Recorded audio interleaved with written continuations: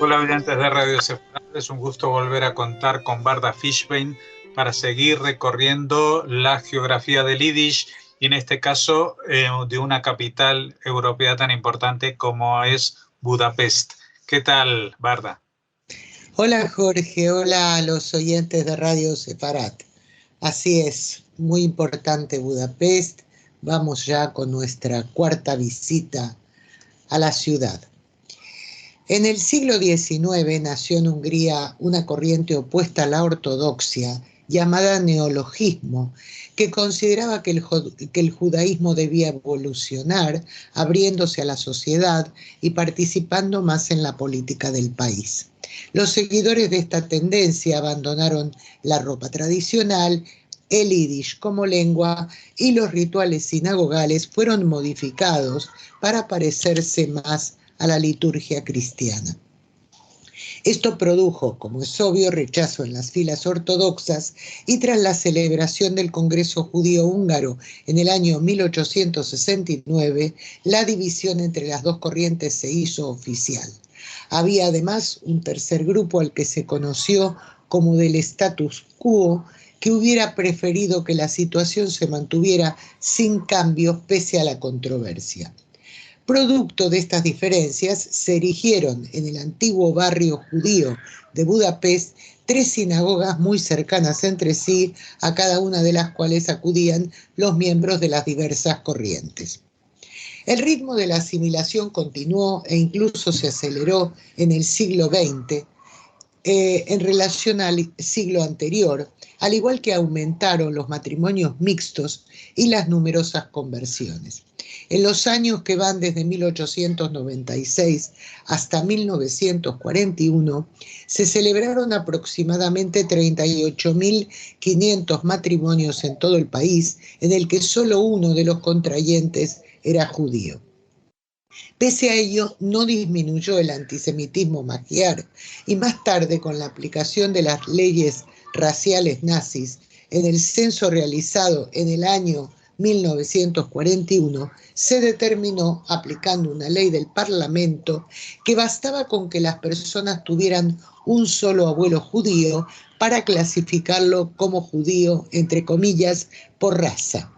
No obstante, la política discriminatoria no conseguía evitar que los judíos siguieran siendo los principales integrantes y protagonistas de la clase media del país. En el año 1910, el 60% de los comerciantes de Budapest eran judíos, el 59% de los médicos también, al igual que el 61% de los abogados, por citar solamente algunas de sus ocupaciones más habituales. Judíos eran asimismo muchos propietarios de los grandes complejos industriales que determinaron la cultura corporativa capitalista del siglo XX.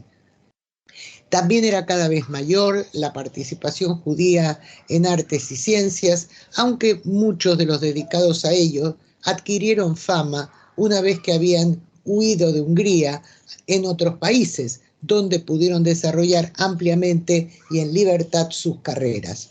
Por citar solamente a 2 judíos húngaros mundialmente reconocidos, podemos mencionar a talentos como el fotógrafo y corresponsal de guerra Robert Capa o el Premio Nobel de Literatura André Kertész.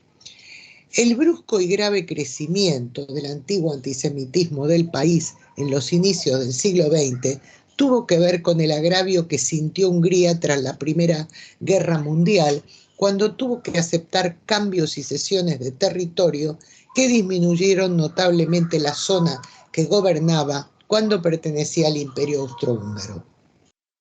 El país se había alineado con el bando de los perdedores y por ello, según los tratados firmados en 1920, debieron renunciar a 2/3 de su territorio. La consecuencia étnica fue que la mayoría de la población pasó a ser de origen magiar, mientras que antes de la guerra era un 50% y convivía con varias minorías, entre ellas judíos, rumanos, alemanes, serbios o eslovacos. Los judíos pensaron que al abrazar sociopolíticamente el nacionalismo húngaro se convertirían en un importante elemento para reforzar el sentimiento patriótico y ganarían la simpatía de los nacionalistas húngaros, pero no fue así. Pronto volvieron a dictarse leyes discriminatorias para aislarlos, entre ellas una nueva ley de numerus clausus del año 1920, como ya hemos mencionado en nuestra visita anterior a la ciudad. Al limitar la educación superior de los judíos al 5% del total de admitidos, se les cerró la posibilidad de alcanzar puestos que habían tenido hasta entonces. Las leyes raciales antisemitas continuaron votándose una tras otra hasta llegar a los máximos alcanzados entre los terribles años que van desde 1938 hasta 1942, con las autoridades húngaras ya aliadas del nazismo, cuando se consiguió despojar a los judíos de sus propiedades y eliminar la mayoría de sus derechos. En el Censo Nacional de 1941, ya en plena Guerra Mundial, únicamente 408 de los casi 185.000 judíos residentes en Budapest, es decir, la magra cifra del 0,3%, consideraban al yiddish como lengua materna. Al margen de los que declararon otro idioma, es probable que muchos también lo conocieran, aunque no lo utilizaran en su vida cotidiana. La alternativa idiomática no fue el magiar, sino el alemán, tal como lo había sido desde mediados del siglo XIX, idioma considerado más cosmopolita, más práctico para transacciones económicas internacionales y con mayor desarrollo cultural y artístico que el húngaro.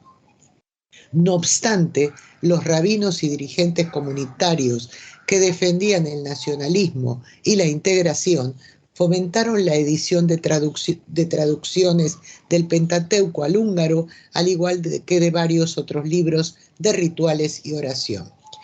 El autoritario regente del gobierno, Miklos Horthy, había suscrito un pacto de colaboración con Alemania y a continuación dictó una ley que le daba derecho a reclutar a más de 100.000 judíos e integrarlos en batallones de trabajos forzados para el ejército.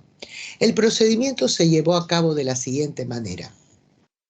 En un comienzo a los judíos se los confinó en las llamadas casas estrelladas de Budapest porque se identificaban con una estrella amarilla en sus fachadas, igual que la que debían llevar en sus ropas los judíos.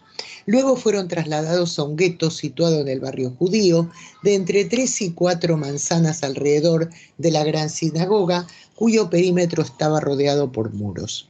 El confinamiento provocó numerosas muertes por hambre y también debidas a las epidemias generadas por el hacinamiento. Los hombres confinados allí fueron obligados a integrarse en los batallones mencionados antes, llamados unidades de servicio laboral, lo que consistía en cavar trincheras, construir caminos y transportar equipos, todo ello como trabajo esclavo y sin la condición oficial de militares por ser judíos. Estos soldados, de hecho, no recibían comida suficiente ni prendas adecuadas para realizar su trabajo y fueron miles los que murieron de malnutrición, frío o accidentes, sobre todo los destinados al frente oriental, a muchos de los cuales se los trasladó allí cuando los nazis rompieron su pacto con la Unión Soviética y la invadieron, junto a tropas húngaras que se sumaron a esa invasión. Se calcula que 42.000 hombres murieron por las penosas condiciones de estas tareas y por el maltrato. Pero por otro lado, y paradójicamente, las crueles condiciones de este servicio eran una protección para evitar las deportaciones a los campos de exterminio. Por esa razón, entre otras, la deportación masiva de los judíos de Hungría fue tardía y la organizaron directamente los nazis al ocupar el país en el año 1944. De modo que la situación para los judíos húngaros empeoró aún más si cabe en marzo de ese año. Hasta entonces las autoridades húngaras habían demostrado ser un aliado obediente, pero los alemanes, dado que les estaban yendo mal las cosas y ya preveían que perderían la guerra, temían que Hungría cambiara de aliados y se uniera al bando vencedor, lo que en verdad estaba sucediendo con conversaciones bajo cuerda del gobierno húngaro con las fuerzas aliadas. Tras la ocupación, centenares de miles de judíos fueron enviados en sucesivos transportes al campo de exterminio de Auschwitz, donde la inmensa mayoría fue asesinada. Hungría ya había trasladado a millares de mujeres hacia la frontera austríaca, a lo que debe añadirse los transportes que estuvieron entre las operaciones de su tipo más veloces y precisas. Eichmann, al frente de la Gestapo, fue quien las planificó y miembros de su temida policía secreta, junto a voluntarios húngaros, fueron los autores directos. Se calcula que alrededor de 424.000 judíos fueron deportados en el curso de solamente 56 días, los de toda Hungría fuera de Budapest, por lo que hemos comentado antes. Los transportes fueron en mayo de 1944, comienzo del exterminio sistemático, aunque a esa altura ya habían sido asesinados unos 70.000 judíos. En la capital, en el barrio de Ujli Podvaros, existían unos edificios para refugiar a los judíos que habían podido llegar a ellos antes de la gran redada que los había confinado en el gueto. Se conocían como casas protegidas. Dichos edificios estaban bajo la jurisdicción diplomática de países neutrales como Suiza o Suecia, que de ese modo se convertían en propiedades situadas en sus suelos nacionales, y donde los nazis no podían entrar ni detener o llevarse a las personas acogidas. Es necesario mencionar en esta tarea solidaria y de protección la valiente acción de un vicecónsul suizo llamado Karl Lutz, al igual que la del diplomático sueco Raúl Wallenberg, que salvaron la vida de miles de judíos, obteniendo más tarde el reconocimiento de Justos entre las Naciones que otorga el Museo del Holocausto de Jerusalén, Yad Vashem, al igual que otros diplomáticos de diversas nacionalidades destacados en aquel momento en Hungría, entre ellos el español Ángel Sanz Briz, el Ángel de Budapest. Pero al final ni siquiera las casas protegidas sirvieron de refugio, porque los temibles miembros de la organización fascista húngara Cruz Flechada empezaron a asaltar esas casas y a disparar sus armas contra los allí refugiados, a los que se sumaron los que los fascistas asesinaron en el gueto de la ciudad, llegando a ser las 70.000 víctimas mencionadas antes. En el año 2005, a orillas del Danubio, se erigió un memorial llamado Monumento a los Zapatos, que honra el recuerdo de las víctimas que residieron en las casas protegidas y que fueron apresados en la redada o en las redadas del partido Cruz Flechada. Los investigadores estiman que el total de judíos húngaros asesinados en la Shoah son difíciles de precisar por los cambiantes límites de Hungría con otros países durante la Segunda Guerra Mundial y tras la misma. Pero los cálculos son de aproximadamente 565.000 judíos asesinados de una u otra forma: hambre, epidemias, balas, crematorios, etc., de los que vivían en los territorios controlados por Hungría entre 1939 y 1945, calculándose que con seguridad los exterminados sobrepasaron el 500.000 de personas. Hasta su estallido en la llamada Gran Hungría vivían unos 825.000 judíos, hasta el estallido de la Segunda Guerra Mundial. Las tropas del Ejército Rojo liberaron la ciudad y a los sobrevivientes del gueto de Budapest en enero del año 1945. Y bien, vamos como siempre a destacar figuras relevantes judías nacidas en la ciudad. Endre Erno Friedman fue un famoso corresponsal de guerra y fotoperiodista conocido como Robert Capa. Entre otros conflictos, cubrió la Guerra Civil Española, la Segunda Guerra Mundial en diferentes zonas, como el Blitzkrieg de Londres, la guerra en el norte de África, la batalla de Normandía y la liberación de París, al igual que la Guerra Árabe-Israelí del año 1948 y en parte la Primera Guerra de Indochina. Friedman nació en Budapest en el año 1913, hijo de una familia judía de posición económica acomodada. En la adolescencia se unió a un círculo artístico donde se lo conoció con el apodo de Bandi. El gobierno fascista de Hungría en el año 1929 represalió a muchos jóvenes y un año más tarde le tocó a Endre ser apresado y herido por la policía durante una protesta contra el régimen. Acerca de esa época y ese episodio, Friedman escribió: en la plaza del cuartel, el jefe de la policía silbaba la Quinta Sinfonía de Beethoven mientras golpeaba a muchachos con el cabello muy largo. Yo tenía 17 años y el cabello muy pero muy largo. Al día siguiente de ser liberado viajó a Berlín, aunque por la cada vez más hostil política hacia los judíos, pronto se marchó a París con solamente 18 años. Allí conoció a otros fotógrafos con sus mismas ideas, a intelectuales y artistas, y consiguió trabajo en la prestigiosa revista Regards, cubriendo las movilizaciones del Frente Popular en España. En Francia había conocido a la fotógrafa alemana Gerda Taro, que fue su pareja sentimental y profesional, cubriendo juntos la Guerra Civil Española, por lo que es difícil separar qué imagen tomó cada uno de ellos durante los años que juntos estuvieron en la misma. Fue entonces cuando decidieron identificarse indistintamente con un solo nombre, Robert Capa, una invención de la pareja que afirmaba que tal seudónimo correspondía a un profesional estadounidense que en realidad nunca existió. Gerda fue atropellada por un tanque en 1937, unos días antes de cumplir 27 años, durante el repliegue republicano, y aunque fue trasladada inmediatamente al hospital, no fue posible salvar su vida. Ya solo, Friedman siguió trabajando como Robert Capa. Fue el único fotógrafo presente en el día D, el desembarco aliado en Normandía, durante la Segunda Guerra Mundial, en junio de 1944.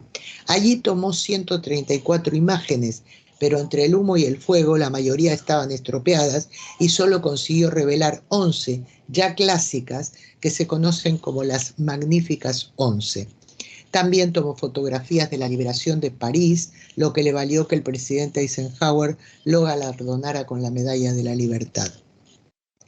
Acabada la guerra, se cumplió su viejo sueño de ser, como él decía, un fotógrafo de guerra en paro. En 1947 fundó en París con varios colegas, entre ellos Henri Cartier-Bresson, la organización Magnum Photos, una agencia pionera de cooperación internacional de fotógrafos independientes. Y durante ese periodo se dedicó a fotografiar a artistas y amigos suyos, como los autores Ernest Hemingway o John Steinbeck, el cineasta John Huston y al pintor Pablo Picasso. Viajó a la Unión Soviética con John Steinbeck para ilustrar Russian Journal, luego visitó países del centro y este de Europa. En 1949 realizó un reportaje fotográfico titulado Report on Israel con textos de Irving Shaw. Un fotógrafo de Life, que cubría la guerra de Indochina, dejó el frente y el editor de la publicación le encargó a Capa que lo reemplazara. Allí, mientras viajaba en jeep con tropas francesas junto a otros corresponsales, decidió bajar del vehículo y seguir a pie para tomar fotos de la avanzada. Era zona peligrosa por las posibles emboscadas. Capa pisó una mina que le voló una pierna, además de herirlo gravemente en el pecho. Murió camino del hospital, siendo el primer corresponsal estadounidense muerto en la guerra de Francia en Indochina. Así acabó su interesante y arriesgada vida en Vietnam en el año 1954. El legado de Robert Capa es de unos 70.000 negativos reunidos tras 22 años de brillante desempeño profesional. Y hasta aquí, Jorge, nuestra cuarta visita a la ciudad de Budapest. Pues una visita que continuaremos dentro de 2 semanas. Muchas gracias y hasta entonces, Varda Fishbein. Hasta entonces, Jorge.